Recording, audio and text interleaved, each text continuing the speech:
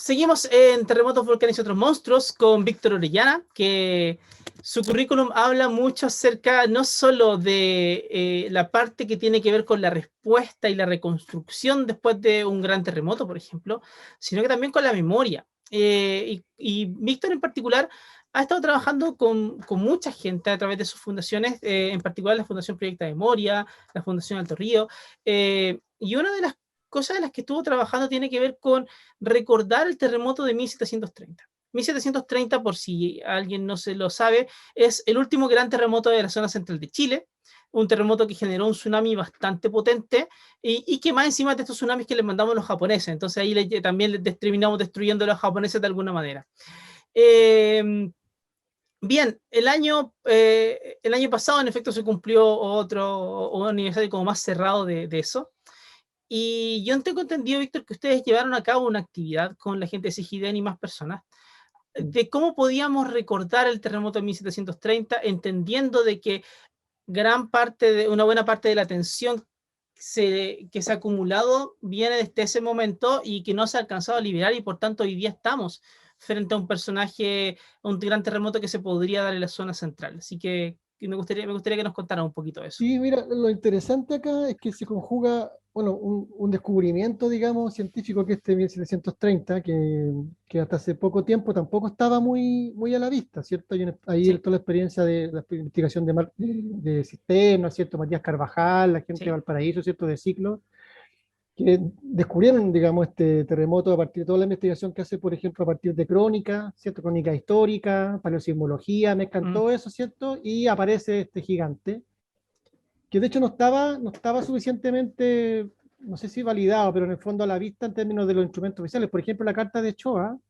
hasta el año 99, consideraba el escenario de 1906. ¿Ya? claro que Y ese era el peor escenario, ¿cachai? Porque de 1760 todavía como que o no se sabía mucho o no estaba suficientemente validado. claro, Y el 2012, el Choa cambia su carta de inundación al escenario de 1730. ¿Ya? O sea, lo hace oficial. claro. ¿Ya? Y eso obviamente cambia muchas cosas. Entonces, ahí es interesante como desde la memoria, ¿cierto? Y la investigación generan una nueva realidad y un riesgo que existía ahí, pero que no era evidente, y que ahora está ahí. Y es tan evidente que es oficial, ¿verdad? Sí, Porque determina la zona de seguridad, las vías de evacuación, la zona de inundación, digamos, probable.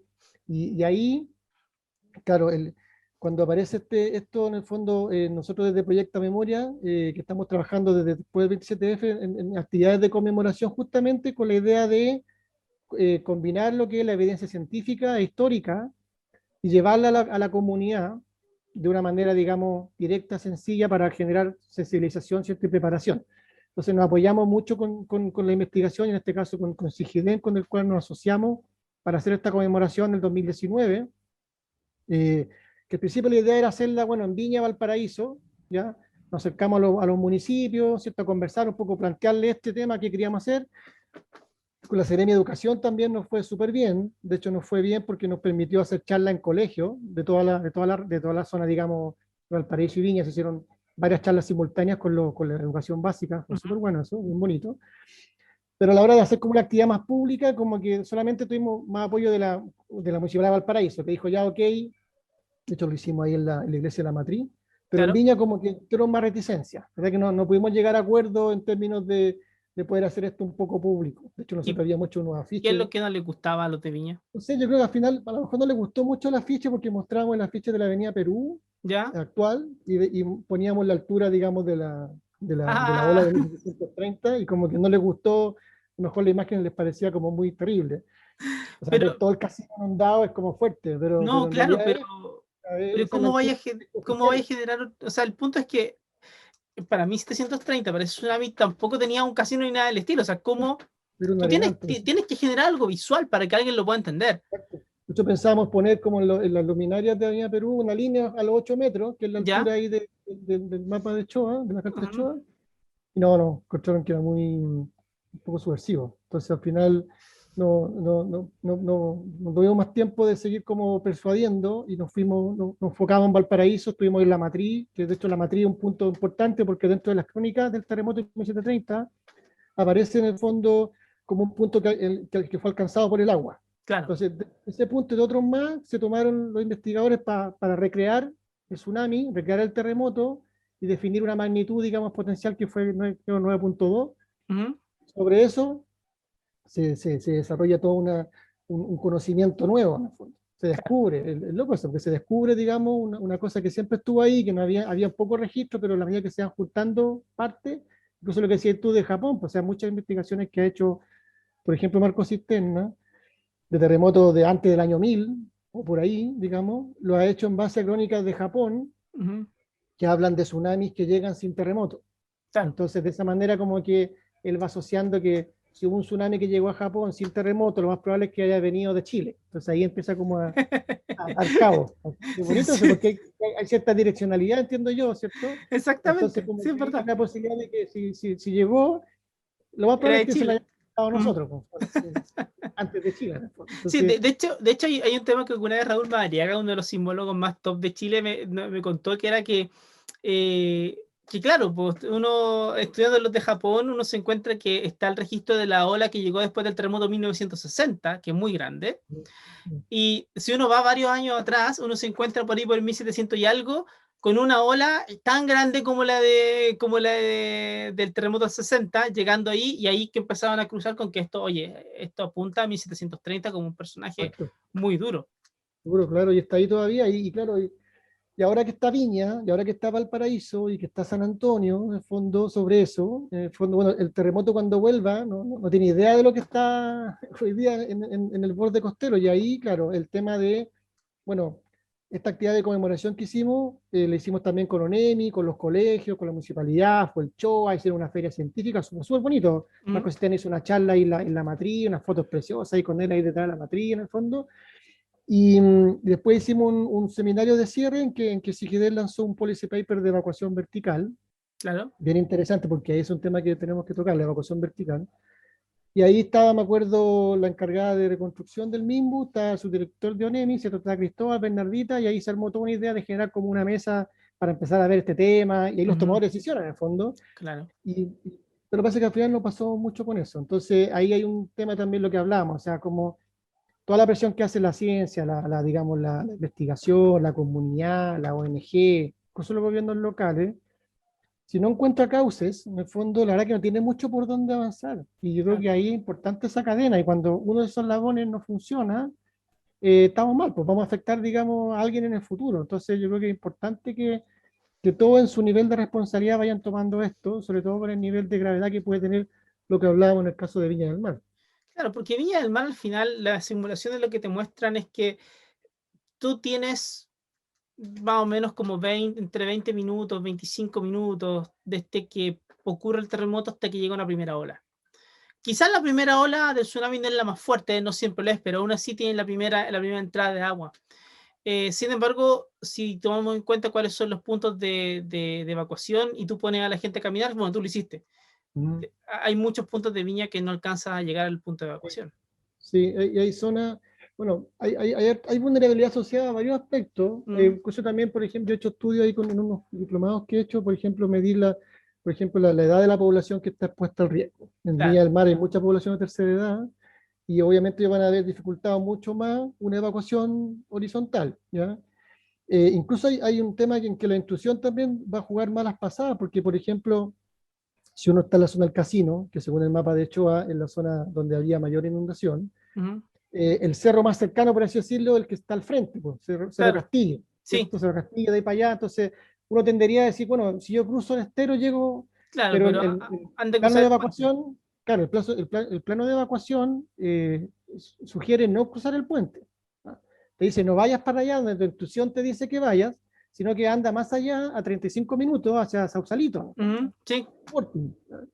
Entonces empiezan a ocurrir esas cosas, claro, porque obviamente están esos puentes que son bastante antiguos, no hay mucha certeza de su estabilidad, el tsunami lo más probable es que entre por ahí con mayor fuerza. Entonces, al final, un proceso tan intuitivo como la evacuación ante un tsunami, en el fondo en que uno corre para donde pueda, choca un poco con esto, y dificulta digamos, el cuadro de una manera bien compleja. Lo mismo que te decía de la escuela de Tumbes, ¿cierto? La escuela de Tumbes está, está a 800 como 800 metros de la zona segura. que hacer circular 200 niños de entre 4 y 11 años por una calle donde seguramente van a estar también bajando los papás a buscar a estos niños. Exacto. Y ahí se va a generar todo un caos que va a dificultar la evacuación. Entonces, cuando hacemos este tipo de escenario, tenemos que ponernos en condición de emergencia, en condición de caos, y ver si efectivamente todo lo que está disponible puede solventar ese caos, incluyendo las calles, incluyendo las vías de evacuación, la señalética, las personas, la evacuación en auto, digamos, que ocurre igual.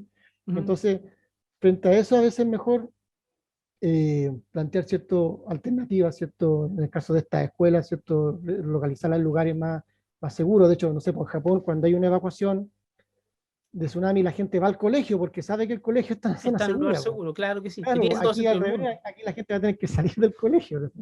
Entonces, Es ridículo. se da como y en el caso de Viña, claro, efectivamente, la evacuación horizontal es muy dificultosa por la distancia, y ahí se empezó a plantear, bueno, veamos el tema de la evacuación vertical, que es un tema que aquí en Chile está súper poco explotado, todavía no se ha acercado mucho el conocimiento, pero sí se ha visto que en el caso de Viña, que es uno de los más desfavorables, es una alternativa que hay que considerar. ¿Y cuáles son las dificultades para trabajar con la evacuación vertical hoy en día en un lugar como Viña o un Concón, por ejemplo? Mira, yo cuando hemos hablado de eso, yo creo que se cruzan muchas variables. Hay variables asociadas al tema estructural, ¿cierto? Saber, bueno, si un edificio aguanta un terremoto, aguantará un tsunami, bueno, eso se está estudiando hoy día en algunas partes. Eh, Como que el tema del uso, de la propiedad, empieza, oye, yo voy a dejar que entre gente que no conozco este edificio, como se imagina así como el ataque como los zombies, ¿cierto? Como gente Claro, tratando de entrar a la puerta y como... pero mira, en realidad yo creo que hay que despejar un poco ciertas cosas y decir, mira, primero, la educación vertical primero le sirve a la gente que vive en el edificio, primero. Porque si tú tienes una persona de tercera edad que vive en un piso 20, al lado del mar, escucha, o sea, si el edificio ya resistió el terremoto, como pasó en Coquimbo el 2015, que algunos edificios nuevos en el fondo, obviamente fueron dañados su elemento secundario en los primeros niveles, pero la estructura permaneció en pie en perfecto, el sí. fondo.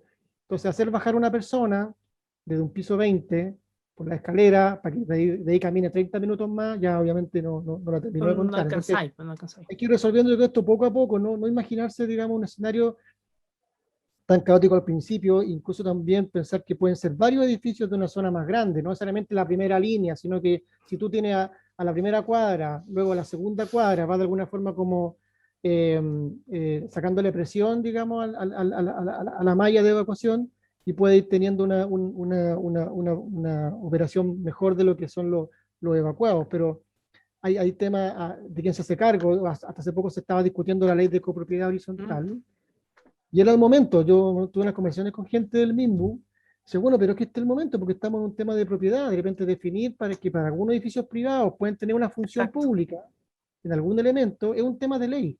Aquí tiene claro, que ser un tema de ley. Como en Japón hay edificios que tienen una estructura, digamos, lateral que te lleva, de hecho, a un refugio que está arriba, que lo paga incluso hasta el gobierno comunal, pero que tu edificio no te lo toca en el fondo, sino que perfecto. te construye algo que, de hecho, se activa, es súper loco, se activa remotamente, se abre una puerta y permite que Y la cualquier gente persona suba suba. y va a un albergue que tiene comida, tiene manta, etcétera. Ah, qué Y, top.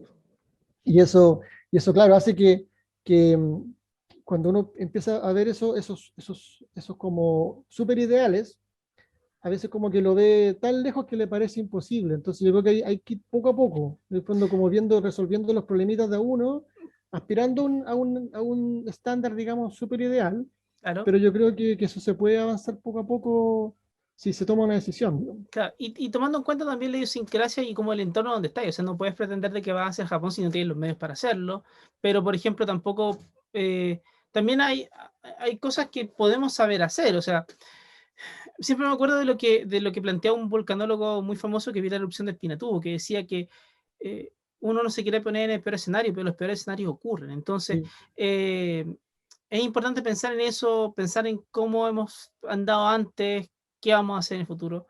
Pero es un temazo súper largo que da para poder sacar cosas. Víctor, aunque no lo creas, nuestro tiempo se acabó. pucha, está bueno, bueno, pero vamos a ir Ah, conversando nuestro no, pero te dejo, no nos van a escuchar.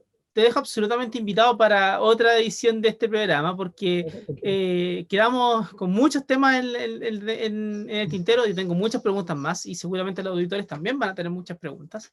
Así que te quiero agradecer mucho haber estado acá. ha sido súper iluminador. La experiencia en Japón me parece maravillosa, como para poder empezar a ver qué nos falta para ir para allá. Así que dejo las últimas palabras para que puedas despedirte sin problema. Sí, no, bueno, agradecer la invitación y disponible para lo que necesite. Ahora, nomás marcar el punto de que efectivamente cuando planteamos una posición constructiva, pero también crítica, tiene que ser basada efectivamente en la evidencia científica histórica Sí, y apuntando a los tomadores de decisiones. ¿Ah? Hay que estar muy atento a la contingencia, a lo que está pasando, muy atentos. Se están tomando todos los días decisiones hoy día que van a generar desastres en el futuro. ¿Ya? Hay que estar súper atentos a eso porque es mejor identificarlos para poder trabajarlo hoy y no estar lamentándose después. Así que atento, base científica, memoria histórica y apuntando a que el que toma decisión lo haga con responsabilidad. perfecto. Muchas gracias, Víctor, por estar con nosotros hoy día acá. Chao. No te quedes fuera. Conversaciones de futuro para Latinoamérica. Cada martes y jueves a las 9 de la mañana en LATAM 2050 con Ángel Morales. Somos divoxradio.com.